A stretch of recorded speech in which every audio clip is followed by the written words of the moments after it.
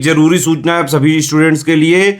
Study for civil services का Android app Google play store में आ चुका है, उसको प्लीज तुरंत इंस्टॉल कर लीजिए। और अगर आप स्टडी फॉर सिविल सर्विसेज के सिर्फ ऐप से कोई भी कोर्स, कोई भी पीडीएफ परचेस करते हैं तो उसमें अप्लाई कूपन, अगर आप ज्ञान सर जो है आप उसमें अप्लाई करते हैं, ये कूपन कोड है, तो उसमें 20% फीस तुरंत माफ हो जाएगी। मतलब 20% डिस्काउंट तुरंत उसमें लग जाएगा।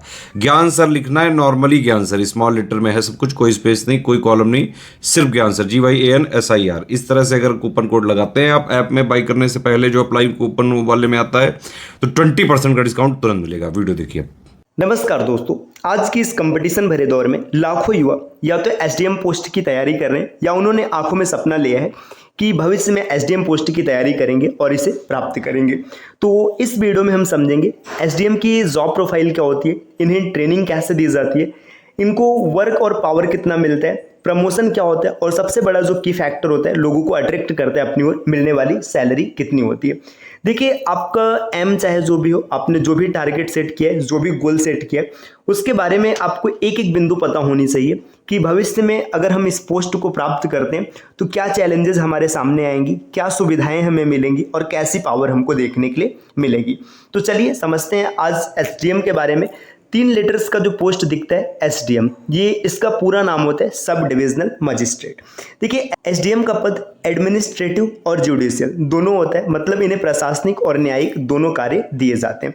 तो अब समझते हैं कि प्रशासनिक और न्यायिक काम में कौन कौन से शक्तियां इन्हें प्राप्त होती हैं। देखिए, एसडीएम को उप प्रभागी न्यायाधीश का नाम दिया जाता है, ये उप प्रभागी न्यायाधीश होते हैं। अब एसडीएम का चयन कैसे होता है, कौन से फॉर्म को फिल करके आप एसडीएम के पोस्ट को प्राप्त कर सकते हैं। तो दोस्तों देखिए, अलग अलग स्टेट से स्टेट पीसीएस एग्जाम होते हैं। जैसे अगर आप उत्तर प्रदेश से हैं तो आपको यूपी पीसीएस का एग्जाम देना पड़ेगा। अगर आप मध्य प्रदेश से हैं तो एमपीपीएससी का एग्जाम देना पड़ेगा। अगर आप बिहार से हैं तो बीपीएससी का एग्जाम देना पड़ेगा। अलग अलग स्टेट के अलग अलग स्टेट पीसीएस के एग्जाम होते हैं, जिन एग्जाम को क्रैक करके आप एसडीएम के रैंक को प्राप्त कर सकते हैं। अगर आप उत्तर प्रदेश से आप यूपीपीएससी का एग्जाम देंगे। यूपीपीएससी के एग्जाम में चयनित होने के बाद आपकी ट्रेनिंग जो होने वाली, ये ट्रेनिंग होगी UP academy of administrative and management Aliganj, ये लखनऊ में आपकी ट्रेनिंग चलेगी। ट्रेनिंग पूरा होने के बाद आपको प्रोबेशनरी ऑफिसर के तौर पर नियुक्ति दी जाएगी। प्रोबेशन पीरियड पूरा होने के बाद आप एसडीएम रैंक को प्राप्त करेंगे। और जब आप एसडीएम बन जाएंगे तो आपको कौन कौन से काम करने होंगे और क्या क्या पावर मिलेंगे, तो चलिए समझते हैं। देखिए, इसमें आपको एडमिनिस्ट्रेटिव और लॉ एंड ऑर्डर, देखिए हमने पहले ही बताया कि ये एडमिनिस्ट्रेटिव एंड जुडिशरी दोनों प्रकार के पोस्ट होते हैं। तो इसमें सबसे पहला काम आपका होता है एडमिनिस्ट्रेटिव, मतलब जो प्रशासनिक कार्य, इसमें आपको लॉ एंड ऑर्डर को बैलेंस करना होता है। अब आप कहेंगे कि लॉ एंड ऑर्डर तो बैलेंस करना पुलिस का काम होता है, मतलब हर चीज़ पुलिस देखती कि नियम कानून बना रहे। तो देखिए, जो पुलिस देखती है ना, इसमें वो एसडीएम के ऑर्डर या फिर डीएम के ऑर्डर के आदेश पर ही ये काम करते हैं। ये देखिए जुडिशियल, मतलब इसमें आपको न्यायिक कार्य भी करना होता है, मतलब जज के तौर पर भी आप काम करेंगे, जो भी मामले आएंगे उनका निपटारा करना होता है। लैंड टैक्स एंड रेवेन्यू, देखिए जितने भी टैक्सेस होते हैं, जो रेवेन्यू होते हैं, ये कलेक्ट करना भी जज का काम होता है। और इसके बाद स्कीम इम्प्लीमेंटेशन, जो भी योजनाएं सरकार के द्वारा जारी की जाती हैं, चाहे केंद्र सरकार की योजनाएं या राज्य सरकार की योजनाएं, इसे लागू करवाना एसडीएम का कार्य होता है। अब इन सब के बाद इसमें सबसे बड़ा फैक्टर है सैलरी, कि सैलरी कितनी मिलती है। तो देखिए, एसडीएम का जो ग्रेड पे होता है ये 5400 होता है ना, ये ग्रेड पे 5400 है। अब ग्रेड पे जो 5400 है तो इसका बेसिक सैलरी होता है 56,100 रुपये, ये बेसिक सैलरी है। इसके बाद इसमें आपको कुछ महंगाई भत्ता मिलता है ना, तो महंगाई भत्ता 38% मिलता है। एचआरए, मतलब एचआरए भी यहाँ पर, ये जो आवास का भत्ता है ये मिलता है। तो इन सबको अगर आप जोड़ देंगे तो आपकी सैलरी 70,000 प्लस चली जाएगी। देखिए, जो एचआरए है ये अलग अलग शहरों के हिसाब से वैरी करती है। अगर आप सरकारी आवास लेते हैं तो आपको एचआरए नहीं मिलेगा। फिर भी अगर आप 56,000 इसको और इसका 38% लेंगे तो आपकी सैलरी 70,000 के अप्रॉक्स पहुंच जाएगी। तो भाई, इन हैंड सैलरी काफ़ी खतरनाक सैलरी 70,000 है ना। और सैलरी से बड़ा यहाँ पे आपको पावर मिलेगा। देखिए, अब इसमें और कौन कौन सी सुविधाएं मिलेंगी, जो और सुविधाएं, इसमें आपको गाड़ी मिलेगी, सरकारी गाड़ी। अभी देखिए, सरकारी गाड़ी की बात करें, अलग अलग शहरों के हिसाब से अलग अलग मिलती है।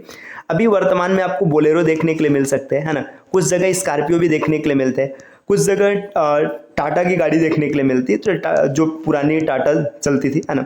तो देखिए, आपको बोलेरो, स्कॉर्पियो, टाटा की गाड़ी आपको देखने के लिए मिल सकती है। इसके बाद आपको सरकारी आवास मिलेगा बेहतरीन रहने के लिए। आपको सिक्योरिटी मिलेगी, है ना, सिक्योरिटी में आपके साथ पुलिस रहेगा, आपको नौकर मिलेंगे। देखिए जो लाइट बिल है ये आपका जिस आवास में रहेंगे सरकार पे करेगी। आपके टेलीफोन का जो बिल आता है ये सरकार के द्वारा दिया जाएगा। ऑफिशियल जर्नी अगर आप करते हैं, मतलब ऑफिस के काम से कोई यात्रा करते हैं, तो उसका जो बिल आएगा ये भी सरकार के द्वारा चुकाया जाएगा। इसके बाद देखिए लीव फॉर हायर स्टडी, ये सबसे बड़ा इसका प्लस पॉइंट है। हायर स्टडी का मतलब जैसे आप एसडीएम है, अगर इसके बाद आप यूपीएससी की प्रिपरेशन करना चाहते हैं अर्थात डीएम बनना चाहते हो, तो यहाँ पर आपको छुट्टी भी मिलेगी। आप अपने पढ़ाई को आगे बढ़ाने के लिए आपको छुट्टी भी मिल सकती है। तो भाई ये काफ़ी अच्छी चीज़ यहाँ पर देखने के लिए मिलती है। इसके बाद देखिए अब इन सब के बाद नंबर आता है प्रमोशन का। तो आपकी प्रमोशन आपको कैसे मिलेगा? देखिए प्रमोशन की अगर बात करेंगे तो स्टेट पीसीएस और यूपीएससी एग्जाम में प्रमोशन का सीधा सीधा लिंक होता है एज से। आप किस एज में सिलेक्शन लेते हैं। अगर आपका सिलेक्शन कम है, जैसे मान के चलेगा 21, 22 या फिर मतलब 23, 24 के आसपास, इन सब एज में अगर आपका सिलेक्शन हुआ है तो ज़्यादा चांसेस है कि आप एसडीएम से डीएम रैंक को प्राप्त करेंगे। खैर ये मतलब ज़्यादातर केसेस में नहीं होता है। अब मान के चलिए अगर आपका सिलेक्शन 25, 26, 30 के आसपास हुआ है तो आप देख लीजिएगा कि आप किस रैंक को प्राप्त करेंगे। एसडीएम के तौर पर 4 से 5 साल तक ड्यूटी करने के बाद आप एडीएम को प्राप्त करेंगे, एडीएम रैंक आपको मिलेगा, एडिशनल डिस्ट्रिक्ट मजिस्ट्रेट। ये भी काफ़ी तगड़ा पद होता है, इसमें भी सैलरी पावर काफ़ी ज़्यादा होता है। मतलब आप सीधा सीधा डीएम से के संपर्क में आ जाएंगे, मतलब डायरेक्ट आपका डीएम से लिंक हो जाएगा। ऐसे एसडीएम का भी होता है लेकिन एक रैंक आगे की पोस्ट है। एडीएम के पोस्ट पर आप 6 से 7 साल तक अगर जॉब करते हैं, 6 से 7 साल तक जॉब करने के बाद आप सीडीओ, है ना, चीफ डेवलपमेंट ऑफिसर की रैंक पर सेलेक्ट हो जाएंगे। और इसके बाद 10 प्लस मतलब 10 साल 12 साल यहाँ तक ड्यूटी देने के बाद आप डीएम के पद पर सेलेक्ट हो जाएंगे। तो एक एसडीएम डीएम के पद तक भी पहुँच सकता है। तो दोस्तों ये पूरी जानकारी रही एसडीएम के बारे में कि एसडीएम क्या होते हैं, इनकी ट्रेनिंग कैसे होती है, इनकी जॉब प्रोफाइल क्या है, सैलरी क्या है, पावर क्या है। अब बात करते हैं कि आपको प्रिपरेशन कहाँ से करना है। तो दोस्तों यूपी पीसीएस या फिर किसी भी स्टेट पीसीएस एग्जाम के प्रिपरेशन के लिए जो सबसे बेहतरीन सोर्स है ये स्टडी फॉर सिविल सर्विसेज। आपको भटकने और टाइम बर्बाद करने की आवश्यकता नहीं है। आप हर जगह भटकेंगे लेकिन आपको वो मटेरियल नहीं मिल पाएगा जो आपको एसडीएम रैंक तक पहुंचा सके। ये आपको सिर्फ और सिर्फ मिलेगा study for civil services team के पेड कोर्सेज से। देखिए ये अभी जितनी जानकारी है आरओ एआरओ के बारे में, अगर आप आरओ एआरओ एग्जाम की प्रिपरेशन करना चाहते हैं तो इन इन्फॉर्मेशन को पढ़ सकते हैं और आप जैसा सुटेबल लगे उस कोर्स को आप ज्वाइन कर सकते हैं। ये इलाहाबाद हाई कोर्ट के बारे में। इसके अतिरिक्त स्टेट पीसीएस में अलग अलग state PCS, UP PCS, MP PCS, BPSC, इन सब के कोर्सेज भी चल रहे हैं जिनकी जानकारी आप इन दिए गए नंबर पे कॉल या व्हाट्सएप करके प्राप्त कर सकते हैं। ये नंबर ज्ञान सर का, यहाँ पर आप सिर्फ व्हाट्सएप के माध्यम से जानकारी प्राप्त कर सकते हैं, आपको कॉल नहीं करने। तो जानकारी कैसी लगी कमेंट करके ज़रूर बताइएगा और आपका ड्रीम पोस्ट क्या है ये भी कमेंट करना ना भूलिएगा।